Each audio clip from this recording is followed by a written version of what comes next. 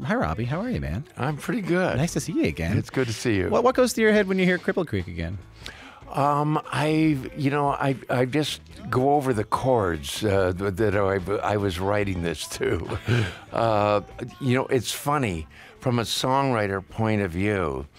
Certain things come back to you in it, and I was like, oh my God! I remember in that third verse, I couldn't get something to rhyme with the last line. There's all of these little pieces, that made up something that you go back to. It's just a natural reflex. I guess it's not often that you get a chance to hear it anymore, right? Well, you hear it. It's still played around, and I sometimes do think, God, they haven't got sick of that yet. By the way, congrats on leading the Toronto International Film Festival. How about that? Pretty good, hey?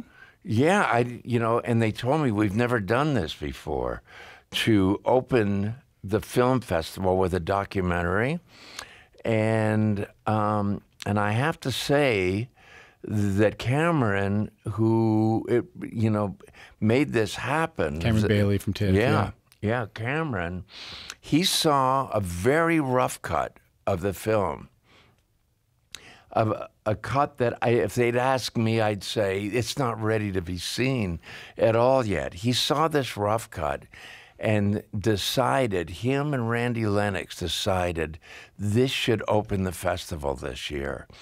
And we were all somewhat astonished to hear that, because, like I said, they've never had a documentary open it, and also a Canadian co-production on it too. So it's really, really a deep honor. I bet it is. So I want to talk a little bit about the new movie. I want to talk a little bit about the new record. And I figured the one track off the new record that sort of ties these two things together is this one.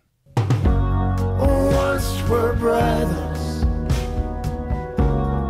brothers no more.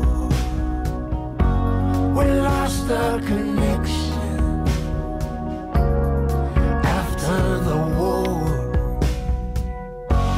There'll be no revival, there'll be no encore. Once we're brothers,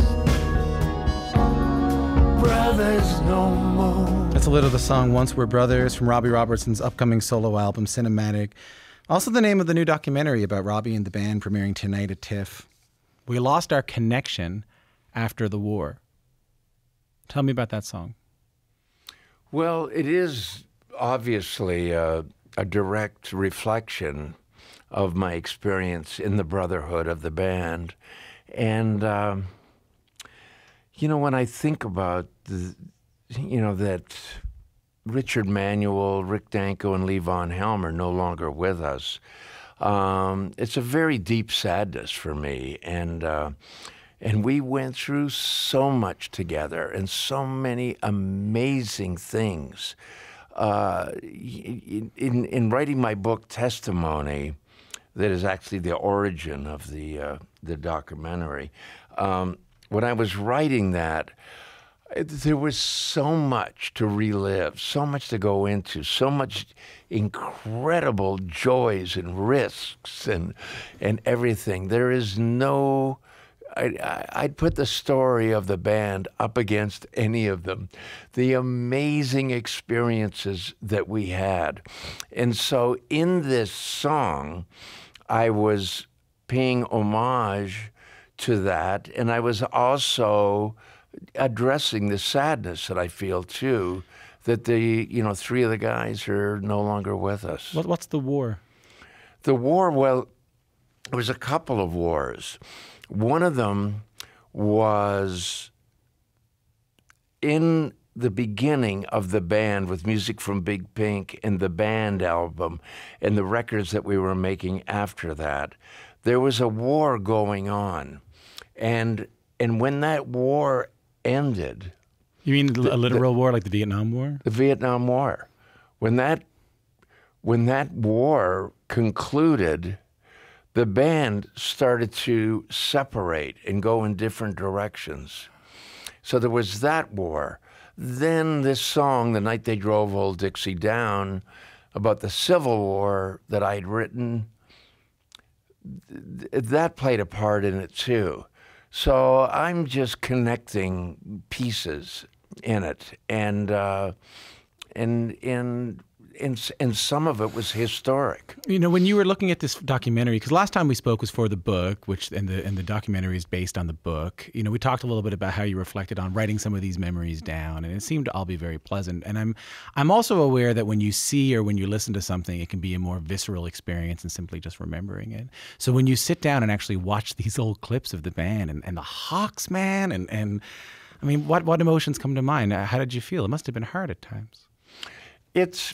Well, one of the extraordinary things for me that came out of this documentary was how heartfelt it is, how moving the documentary is. And I didn't know that that was going to be what we were going after and the result of it.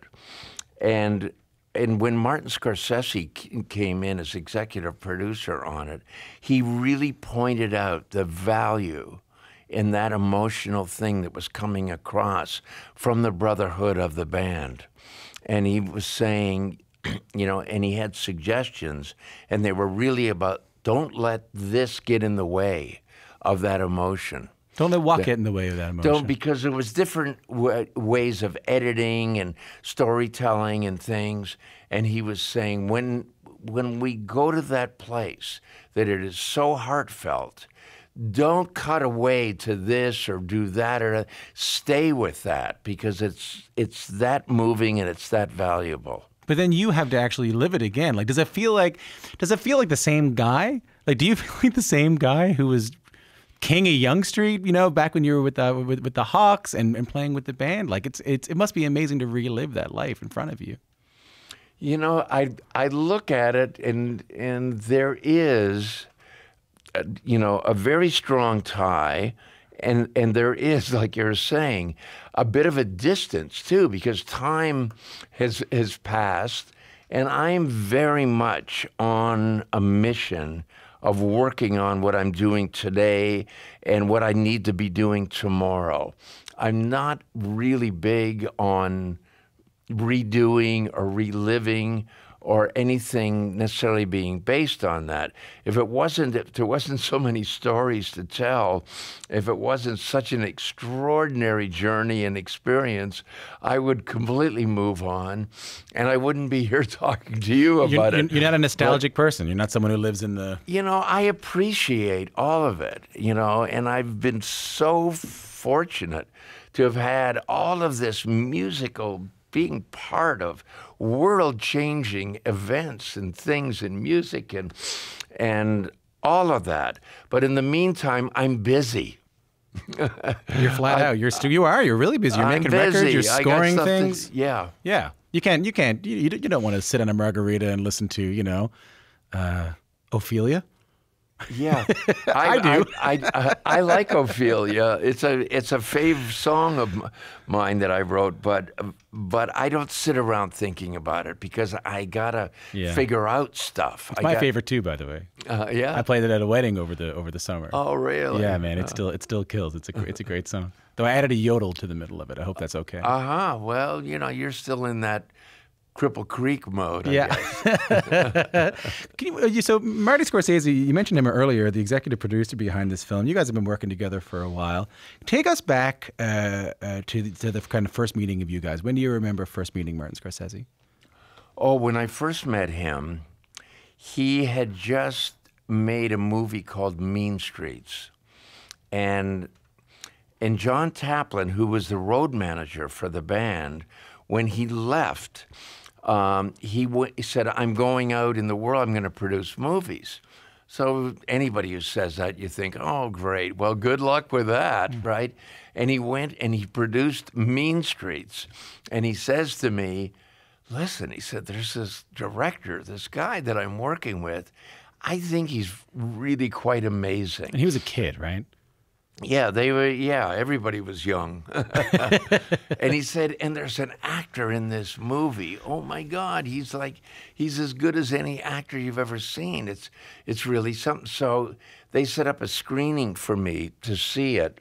And after I saw the movie, Marty came to the screening room and said hello to me.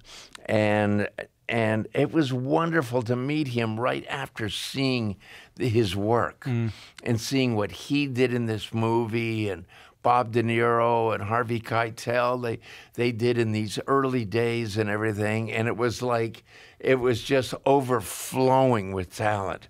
So when I met Marty, I was like, whoa, this is, and the use of music in it, everything. So it really stuck with me. And then when it came time that I was trying to figure out who would be good to direct The Last Waltz, because of this special thing that I felt with Marty's connection to music, I thought, I want to start with him. I want to see if he'd be interested in this. And, the rest is a beautiful story. Was it a hard sell? It was a tough sell, because he was in the middle of directing a movie. And what one? It's called New York, New York. Right. And when you're directing a movie, the studios hate it when you go and direct another movie at the same time. They really, really don't like it. So we had to do this all underground and everything. And in the beginning, he said, I'm in the middle of doing this movie. They're not going to let me do this. And then as we talked about the different artists that were going to be in the film, at the concert and everything, over the course of the evening, finally, he threw his arms in the air and says, I don't care. They can fire me. They can kill me. I don't care. I've got to do this. So I was like, okay, because I just felt, it's one of those things in my gut. I just felt that he's the man to do this, and boy, was I right. My favorite moment of The Last Waltz always has been, and I think always will be, when Dr. John comes out and sings Such a Night. And this past year, we lost Dr. John, the night tripper, Mac Rebennack. What do you remember of Dr. John at the Last Waltz? Well, I remember Dr. John from many different things. He was a friend and a fantastic musician. And a fantastic traditionalist. He could tell you stories about music out of New Orleans that would make your hair stand on end. It was like, I just absorbed it. I loved it when he would do this. So anyway, he was a pal of ours. And when we were doing The Last Waltz, we just thought, the doctor's got to be there. That's it. And so anyway, when he came and he comes out on the stage, and he'd gone through his whole Gree period and everything he was like a voodoo priest, and now he was in a new stage, and he comes out in this beret and this pink shirt and everything. He's like a different guy. Comes out and he's smiling like a Cheshire cat, sits on the piano and says, thankfulness to the band and all the boys, all the fellas. Right, right. And he's looking over and he's seeing the horn section. So he's thinking, I got to include them too. Yeah. Oh, what a cat. He was a cool dude, man. Oh, yeah. Yeah, I was sad to lose him this year. I really was. It was a real loss. I want to go back to Marty just for a second. Can I call him Marty, you think? Well, I'll check. Okay, thank you. So you worked together on The Last Waltz, then you worked with him on Raging Bull. I mean a lot of different things. I'll mention a couple of them, Gangs of New York, and now The Irishman. Before we talk about that, have you been able to figure out or distill, or can you, why you guys continued to work together so well? Do you have something in common? I think that we have a certain musical and film connection that we discovered early on when we were making The Last Waltz, that I was a movie bug. And I thought there was something so deep in him and his appreciation of music. And I thought that in the beginning, and as I got to know him more, it just went deeper and deeper. So we started out, he was turning me on to movies that I'd never seen. And it was a fantastic experience. And seeing them with him and through his eyes in some cases was so rewarding. And I was turning him onto music that he had not experienced before. Well, like a old rockabilly or R&B or pop or soul, gospel, I mean, fife and drum blues, all kinds of things. And so this connection that we made just stuck. And then over the years, and then when he was doing Raging Bull, he said, I need to get the source music for this movie done. Can you help me figure that out? Had you done work like this before? Had you done any scoring work or? No. No. And I didn't know that I even wanted to. And I still don't know whether I want to. But working with him is a different experience. Doing the music for his new movie, The Irishman, and we're talking every movie, we start from scratch. What are we going to do this time? And, I'll have ideas, he'll have ideas. And in the process of doing this, I said, I'm hearing this thing, and it doesn't directly connect to anything with this movie, but it could be an interesting counterpoint. And I would describe something to him, a sound, a flavor to him. And he'd say, oh, that's good, as long as it doesn't sound like movie music. Aha. Now we're talking my language. Because doing a traditional movie score, he doesn't need me for that. There's 1,000 people. John Williams and all those guys. There's these people that do that, and they do it really well. But I'm not interested in that. And thankfully, neither is he. I have a question about that corresponds to perhaps you being visually connected to music in this way that Marty describes there, is that I noticed for this new record for Cinematic, you have separate, I've never seen this before, you have separate artwork for every single track on the album? Yeah. What's that all about? I just decided with this, because the stories in this record became so vivid to me, and I do this art, and I do it just because I can't help but do it. And this was the first time that I thought, I'm going to share this, because it's all these elements are so directly connected. They all add up to me. And seeing these pictures with these songs, and that these songs are connected to cinematic things, all of this stuff, the way that it all was feeding off itself and one another, just added up. And, and it was an opportunity for me to do something that I hadn't done before. But is the writing process the same? Does writing music now, either for The Irishman or for this movie, Cinematic, does it feel the same as when you were writing music for the band in the 60s and 70s? I've always been strongly influenced by movies.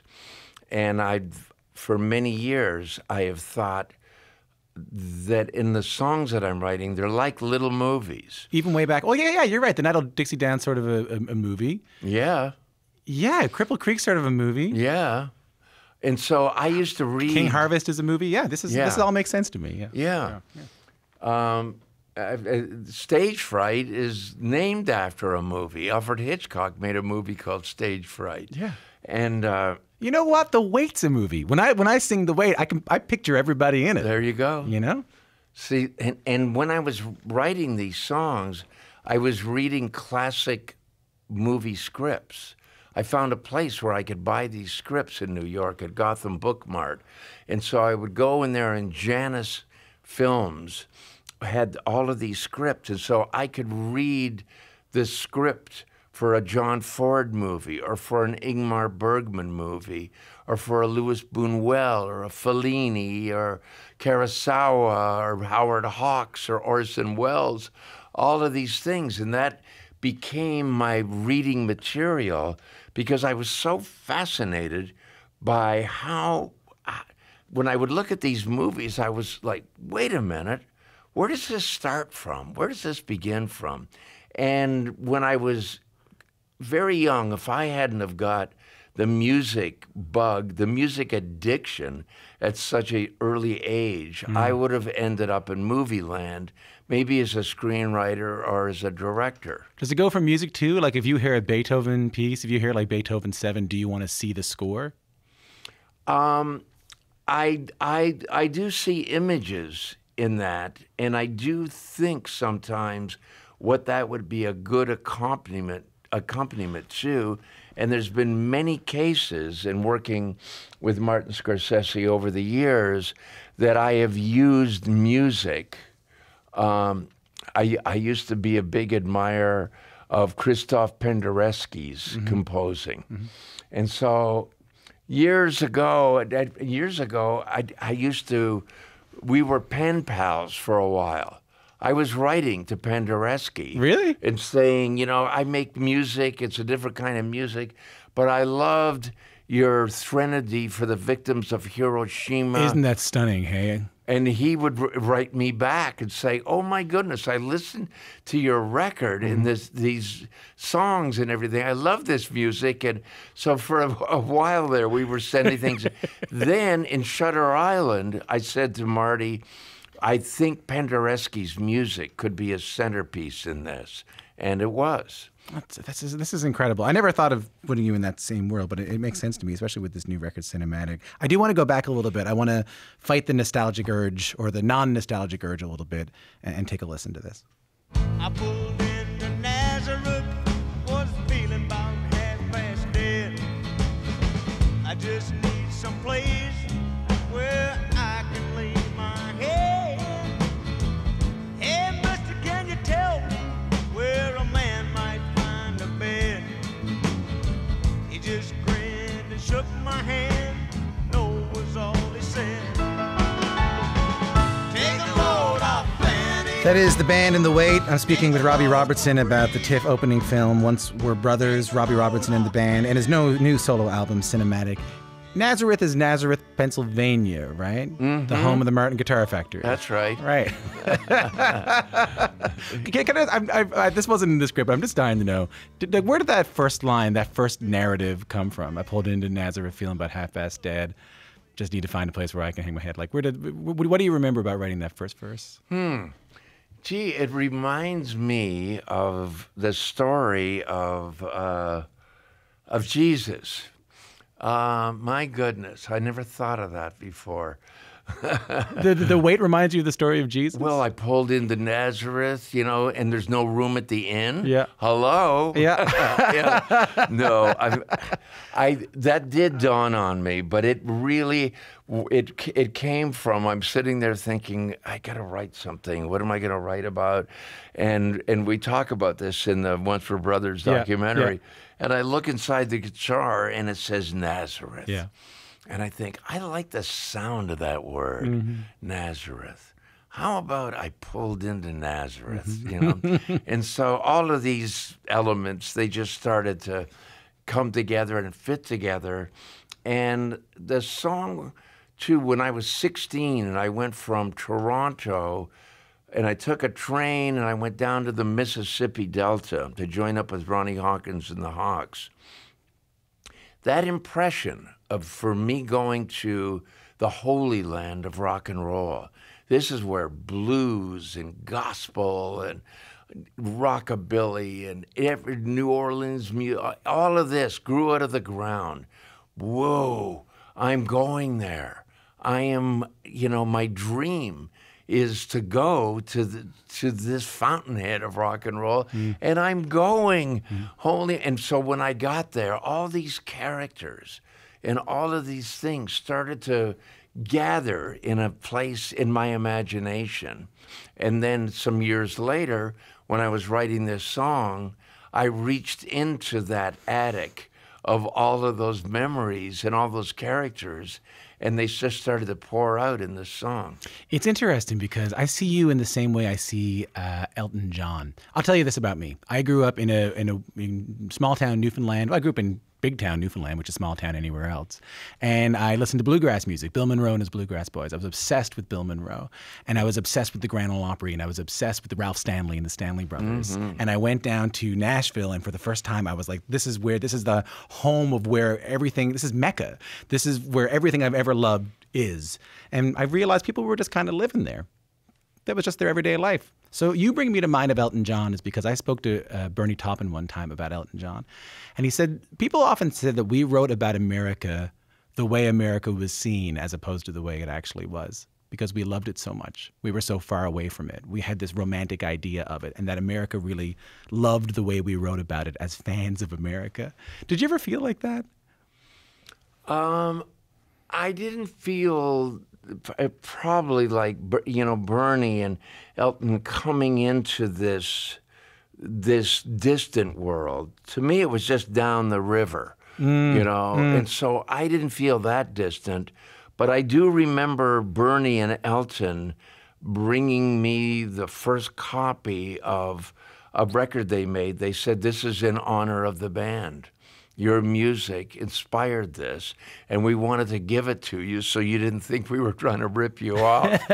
And they made 2 albums that they said were completely Tumbleweed Connection, and another one that they said was completely inspired by the band.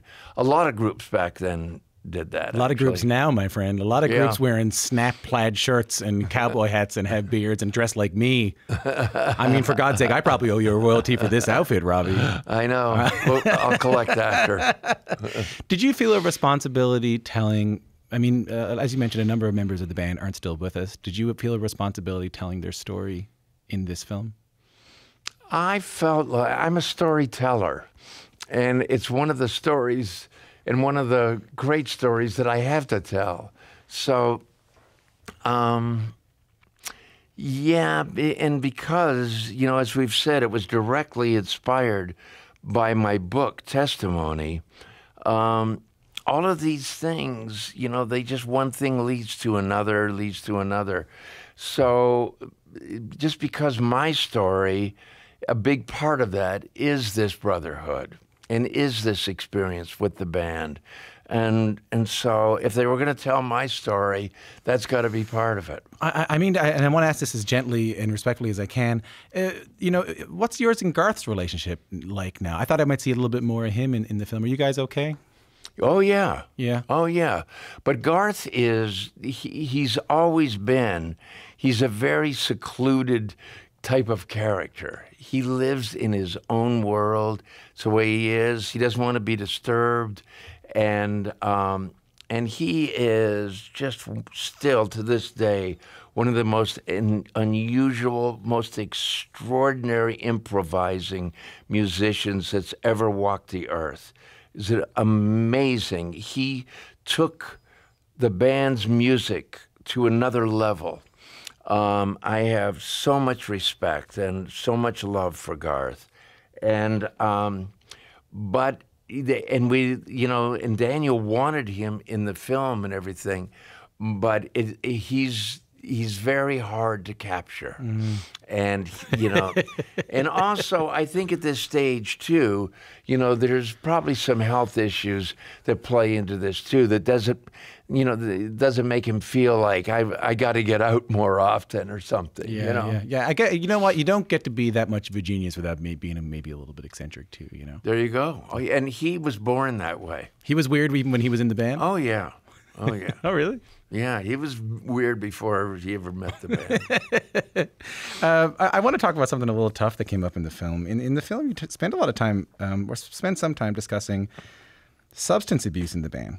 Alcohol to harder drugs like heroin. And my producer and I were talking about it. We were left with this feeling that there's this alternate universe where these things didn't enter the equation and the band stayed stronger for longer. Do you feel like there was a missed opportunity of the band that was squandered with drugs and alcohol? There was an effect from it. There's no doubt about that. But we were living in a time period where experimenting with drugs was so common. I don't know that we knew anybody that wasn't on the same wavelength. And in the late 60s and in the 70s, it was just the way it was. So you didn't, it's easy now to look at it and say, whoa, maybe that was not the right thing to do or something.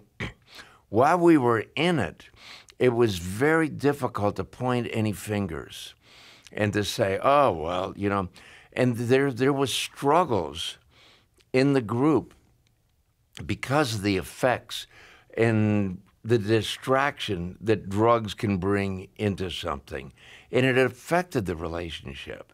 And it affected the music. It affected my writing because I could write for this group when everybody was present, when everybody was right there, this was a very particular group of 5 members that everybody played such a pivotal role. And if somebody drifted off, it just wasn't the same. And so it did, and it was difficult. It took me some time to actually gravitate to a place where I thought, you know what, I'm just going to accept anything. I'm not going to take it personal. You had some resentment afterwards, maybe a little bit? I felt bad that I thought, I know when we're in this thing together, when the gang is really, really supportive of one another, we can make magic. And when it's not like that, then we're trying, but we can't be successful because there's something in the way. Yeah. And as that got deeper and everything, I thought, well, what am I writing for?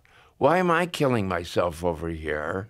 You know, when somebody's not going to even show up. Yeah. Or if they do show up, they're not going to be in a condition to do our best work. Yeah. And so that offended me in a certain way. Yeah. And then over a long period of time, by the time we got to making Northern Lights, Southern Cross, I was like, if they show up, they show up. If they don't, they don't. I'm going to hit it. I'm going to try to hit it out of the park one more time here, and I'm going to force these guys to make this magic. And everybody came together, and we did some work that I'm very, very proud of. Ophelia was one of those songs. It certainly is, yeah. And Acadian Driftwood, and It Makes No Difference, and it was a joyous experience. And everybody did rise to the best of their ability to that occasion, but it wasn't a lasting thing. And because it wasn't a lasting thing, we had to resort, and wonderfully so, to the Last Waltz. What is it about? What is it about the artistic and creative mind that can lead to that kind of darkness? I wonder, because I think so much about it. I mean, friends of mine who I've lost to drugs and alcohol, who are musicians or performers or stand-up comedians. You know, I wonder what it is. I wonder what it is about that mindset you have to be a creative that can lead you to that dark path. Well, a lot of people that aren't creative go to that dark path You're too. Right. You're right. So, but there's something in human nature that there is a need to walk on the wild side. There's a need to play with danger. There is something about walking that close to the edge and really, really challenging, almost falling off. And I went to some of those places too, Yeah. but I never had, there was something I didn't have, whatever that chip is, that would make me say, who cares? Screw it. I just wasn't a true addict. I wasn't a true alcoholic. I was just somebody that would chippy with ideas. Right. This is an amazing film. It's a really amazing record. You know, an interesting thing about the film was that the director of the film, Daniel Rohr, is that how you pronounce his last name? Rohr. He wasn't even alive when the band were together. I mean, and in fact, a lot of young people who are fans of yours weren't around when the band was first around. They're going to watch this film. There's also people who are going to watch this film and discover the band. Is that ever overwhelming to you, that there's new generations all the time, not just appreciating your music, but also dressing like it, singing it, being inspired by it? The discovery process for people is so fantastic. And the idea that a young person could say, whoa, I never heard that before. Yeah. You know, and they don't even know what an effect that had on the culture and on the music and all of those things, when this might have been the most untrendy group that, you know, in rock and roll history. It's just, we weren't cut from that cloth of like, oh, here's what's happening. Let's go in that direction. And we weren't trying we never wanted to ever do something different just to be different. We just weren't on the wavelength. We weren't in touch with that thing. We were together for several years before we made music from Big Pink. We were honing our craft and woodshedding and gathering musicalities in the Chitlin circuit everywhere we went, from the deep south all the way up to Canada. You know, this was part of our education and part of our discovery process. So when you say, oh my God, somebody just heard this song by the band, and they were like, this is very cool, or if they're going to see this film or hear this new record that I make, whatever it is, that discovery process is something that gives me a little chill inside. There's a lesson there, Robbie. There's a lesson that the band that perhaps has endured and being cool. You're like my dad's aviator glasses, he used to say. He bought them in '71, and he said, I wore them when they were cool and uncool and then cool again and then uncool again and then cool again. There's something to be said about the band that has maybe the longest endurance being, as you put it, a very untrendy band at the time. There's a lesson maybe for flying your own flag, Hank. Well, I think, you know, I think we were fortunate in that, that we had made enough music and we were building something. It was an interior thing for a long time. And when we were playing, we wanted to be, Ronnie Hawkins wanted us to be the best band around. We left Ronnie Hawkins because we wanted to be an even better band. And when we hooked up with Bob Dylan, he hired us because we were a great band. All of these things, and then when we made music from Big Pink, we were referred to as a great band. So part of that thing of being musicians, and all of that, that really had a big impact on other music people. Because they thought, whoa, these guys, they travel their own path. They're not part of this. And they were joining our club. We never joined anybody's club. Robbie, thanks for coming in. Thank you.